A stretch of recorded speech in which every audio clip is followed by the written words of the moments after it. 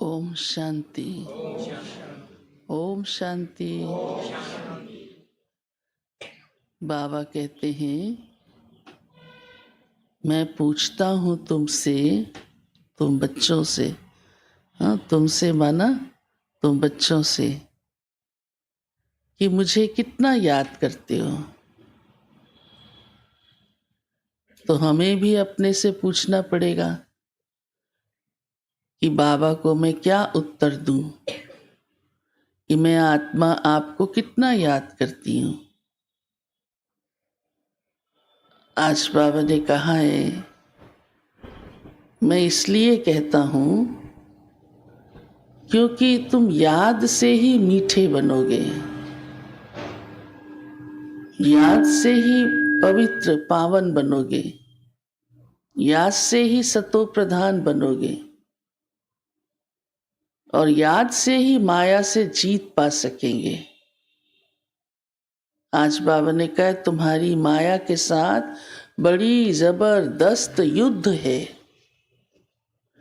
अब योद्धा तो बहुत शक्तिशाली होना चाहिए ना। कमजोर कोई युद्ध के मैदान में नहीं जाता। हाँ? और आप सब युद्ध के मैदान में हो। कमजोर तो पहले से ही भाग जाता है, पर आप कितने अच्छे हो, शक्तिशाली हो, दृढ़ निश्चय है, इसलिए उस निश्चय के आधार से आगे बढ़ते जा रहे हो। बाबा ने बहुत तरीकों से आजकल बाबा हमें बता रहे हैं कि याद का पुरुषार्थ कैसे करना है, याद की यात्रा को बहुत बहुत बढ़ाना है, क्योंकि याद से ही आत्मा को शक्तियां मिलती हैं और गुप्त रीति से बाबा ने पीछे कहा था वर्षे का अधिकारी भी बन जाती है। फिर आज बाबा ने ड्रामा की एक राज की बात सुनाई है कि ड्रामा में कौन सा राज छिपा हुआ है। उन राजों को भी हम समझ कर चलते हैं तो स्थिति बहुत अच्छी रहती है।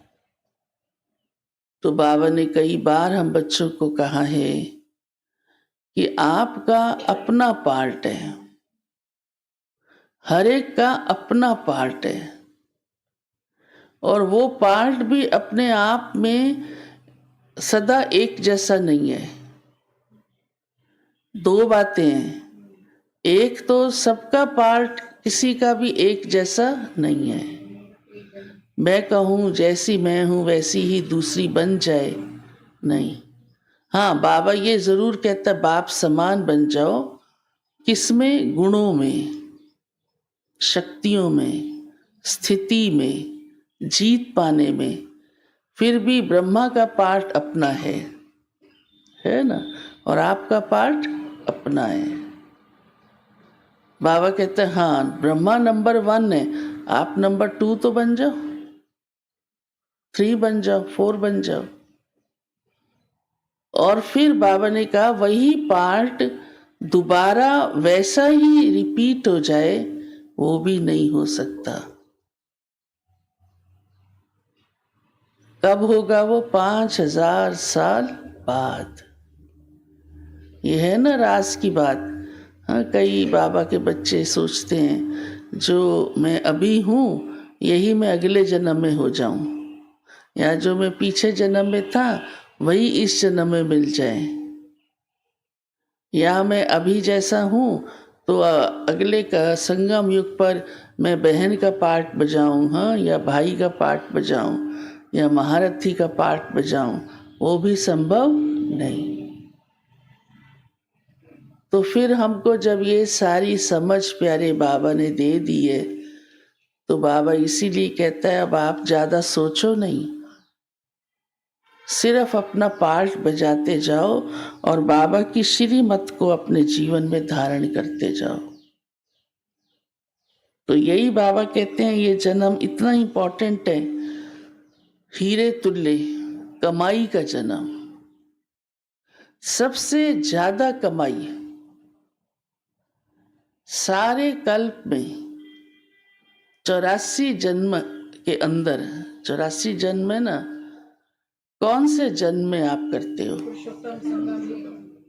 सतयुग में, संगम युग पे। अच्छा, तो संगम युग कब है? वो जन्म कौन सा है? अभी, अभी और अभी, बाद में भी नहीं, हाँ थोड़े समय बाद भी नहीं, अभी। सबसे ज्यादा कमाई, सबसे ज्यादा पुण्य, सबसे ज्यादा पवित्रता, इसकी धारणा भी तो अभी कर रहे हैं ना। तब तो सतयुग में आप देवी देवता कहलाएंगे। तो जो भविष्य नंबरवार पद भी बाबा कहता है, वो इस समय के आधार से ही कहता है ना। जब कोई देखो दुनिया में भी आज कमाई खूब करता है, तब उसका नाम निकलता है, ये वर्ल्ड के तीसरे नंबर पे पहुंच गया है, दूसरे नंबर पे पहुंच गया है।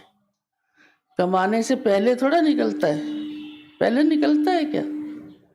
और जैसे ही वो थोड़ा फिसल जाए तो वो भी निकल आता है, अब ये डाउन फॉल में आ गया है, अब तो ये इसको कोई पूछता ही नहीं। हाँ, तो यही जन्म है। कमाई, कमाई जितनी चाहो उतनी जमा करो।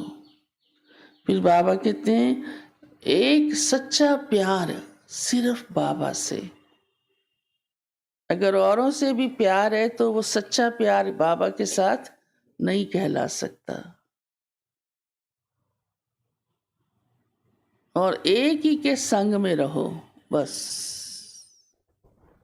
इतना प्यारा संग हमको बाबा का मिल गया, और बस क्या चाहिए। और ये संग कमाई कराने का ही मिला है, इसीलिए हमारी इस समय ज्यादा से ज्यादा कमाई है, क्योंकि संग ही ऐसे का मिला है जो कमाई का सागर है। हाँ, कोई का संग ऐसे से होता है जो कमाई और ही चौपट होती जाती है। तो ये हमारा लक है कि हमको बाबा ने अपना संग दे करके खूब कमाई वाला जीवन बना दिया।